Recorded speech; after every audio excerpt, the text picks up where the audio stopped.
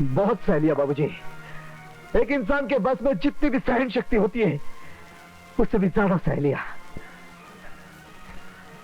Party में जो कुछ भी हुआ वो तो आपने अपनी आंखों से देख लिया, लेकिन उसके बाद जो हुआ, अगर आप वो देखते तो कहते कि अनिल मत रहो यहां, चले जाओ यहां से। बाबूजी, इस घर में आपके सिवा मेरा कोई है नहीं, इसलिए जाने से पहले आपका आशीर्वाद लेने आया हूं।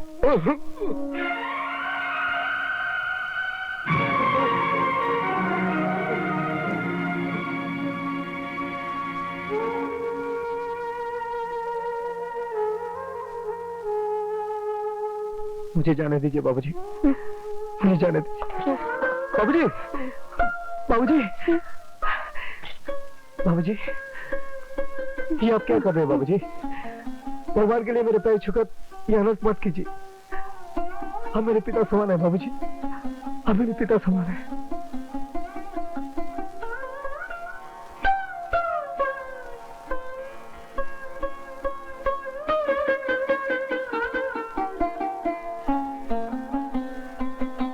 तुम जैसे बेटे को पाने के लिए ये मामूली दौलत ही क्या, मैं 100 जन्म कुर्बान करने के लिए तैयार हूं।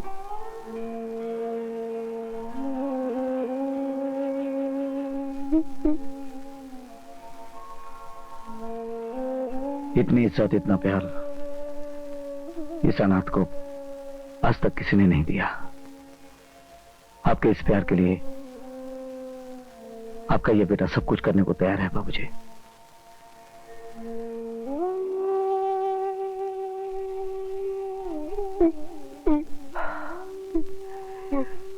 मुझे माफ कर दीजिए बाबूजी, मुझे माफ कर दीजिए। मैं अपना वचन भूल गया था। आज के बाद आपको और इस घर को छोड़ने की बात भी नहीं करूंगा, चाहे उसके लिए मुझे कुछ भी सहना क्यों ना पड़ जाए।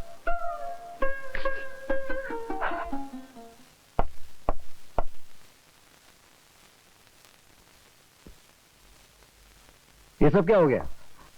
आप फिर से असिस्टेंट की कुर्सी पर और ये हेड कैशियर की कुर्सी पर? चलता है यार, ये तो दुनिया का उसूल है, कभी सामान गधे के ऊपर, कभी गधा सामान के ऊपर। लेकिन ये सब करने का हुक्म किसने दिया? अनिल बाबू, ये सब हमसे क्या पूछ रहे हैं? ये सब तो मैनेजर साहब के हुक्म से हो रहा है। ऐसी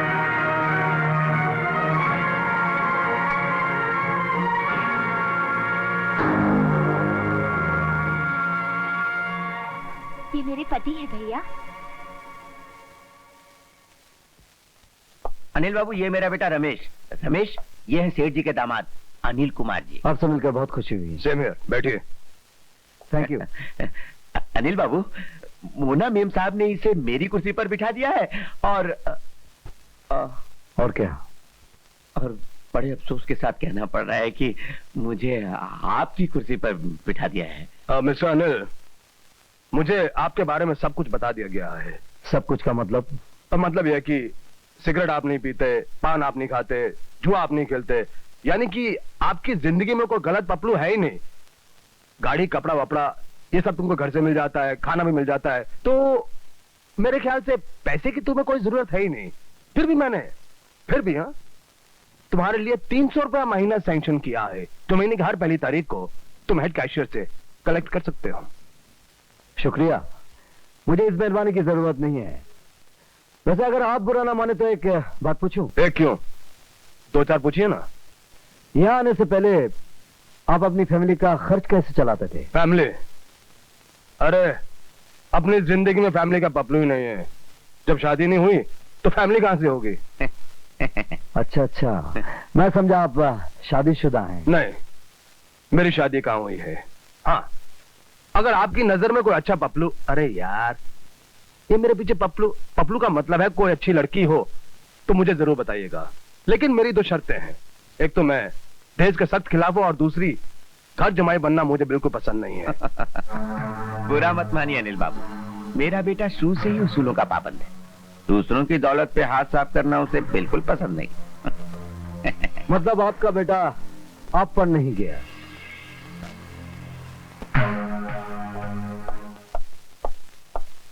ये सब क्या उल्टा सीधा क्या हो रहा है? कुछ नहीं, ये दोनों बाप बेटे की चाल है। तुम डटे रहना और इनकी हर हरकत पर नजर रखना। अरे मैं सुरमा बनकर ये आंखों में पड़ा रहूंगा और सालों को नजर भी नहीं आऊंगा। मगर एक बात बताओ, ये तुम्हारे और मोना के बीच में क्या प्रॉब्लम पैदा हो गई है? बताओ ना, मुझसे क्या छुपाता ये है? भी इन दोनों की चाल है। क्यों, इसमें इनका क्या फायदा? है दरअसल रमेश सुमन का पति है। सुमन? सुमन जिंदा है? कहाँ? हाँ, आइए बताता हूँ। 46, 46, 47, 45, 48, 48, 49, 49, 50। ये 50 पूरे 5 लाख हैं। हाँ। कल इसे बैंक में जमा करवाना है। तो सुनो, तुम वो जैकब इंजीनियरिंग के पेमेंट्स और रिसीट के स्टेटमेंट तैयार रखो, मुझे जाते वक्त लेके जाना है। चलो जल्दी करो।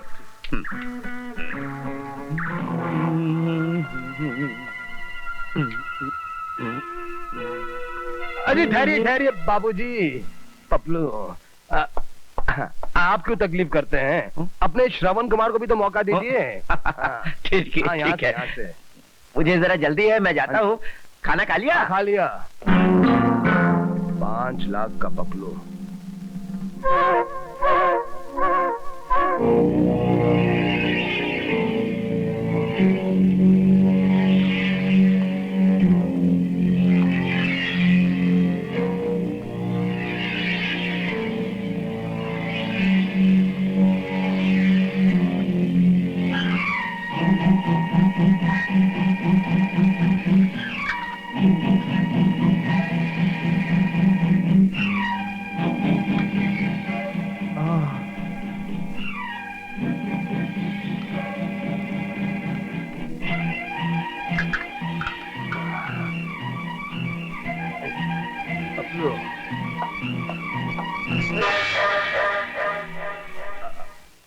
आप क्या बात है मैनेजर साहब, ये रुपए चुराकर कहाँ लेके जा रहे हो?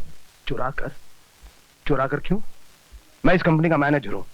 माल सेफ में रखने का और निकालने का मुझे पूरा अधिकार है। रात के 12 बजे अकेले चोरों की तरह? लेकिन ये सब पूछने वाले तुम कौन होते हो?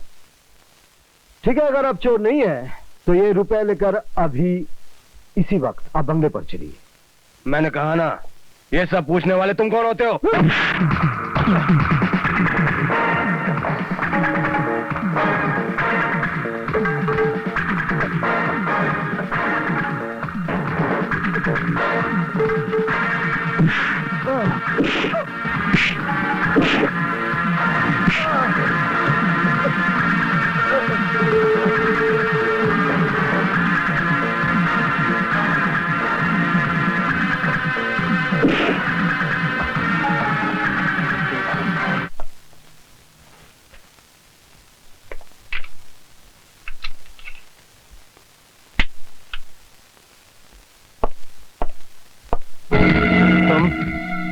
तुम यहाँ क्या कर रहे हो? तुम्हें कुछ दिखाना चाहता हूँ। वो मैं बाद में देख लूंगा। पहले वो 5 लाख रुपए निकालो, वरना कंपनी की सेफ से 5 लाख रुपए चुराने के इल्जाम में हवालात की हवा खाने के लिए तैयार हो जाओ। हवालात की हवा किसे खानी है, ये जानने के लिए ये देख लो।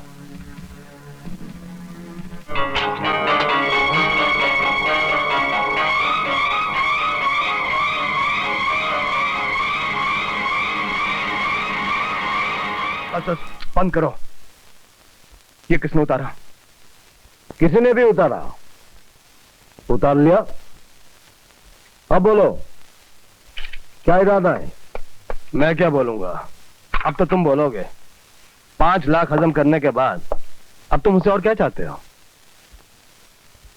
मैं तुम्हें एक नेक और शरीफ इंसान बनाना चाहता हूँ। बस इतनी सी बात? तो समझ लो मैं 100% नेक और शरीफ आदमी बन गया। तो बताओ सुमन तुम्हारी कौन है? सुमन? कौन सुमन? वो मेरी धर्मपत्नी है। तो जाओ अभी और इसी वक्त सुमन को यहाँ लेकर आओ। हाँ, ले आता हूँ। अभी जाकर शहर से यहाँ ले आता हूँ। एक बात याद रखना, सुमन को पत्नी का दर्जा देकर मान सम्मान के साथ इस घर में रखोगे और ईमानदारी के साथ कंपनी की नौकरी करोगे, वरना। हाँ, समझ गया, सब समझ गया। कितना समझ गया ये तो वक्त ही बताएगा।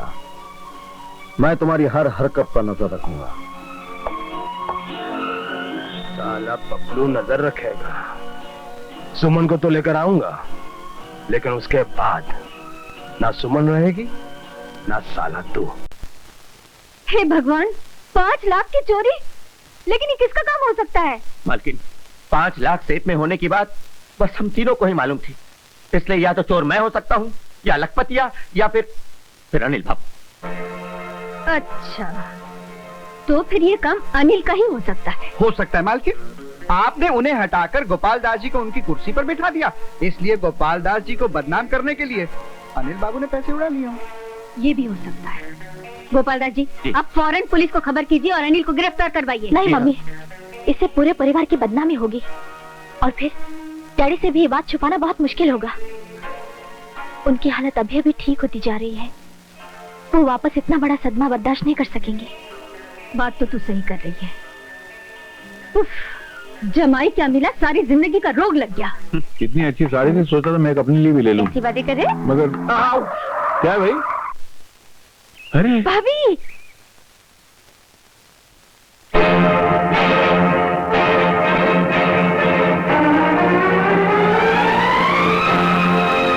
मम्मी ने ठीक कहा था, छोटे लोगों की जात का कोई भरोसा नहीं होता।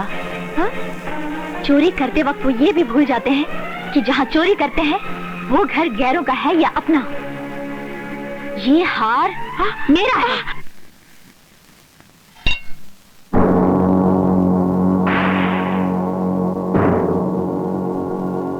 नेकलेस मिल गया। कहां से मिल गया?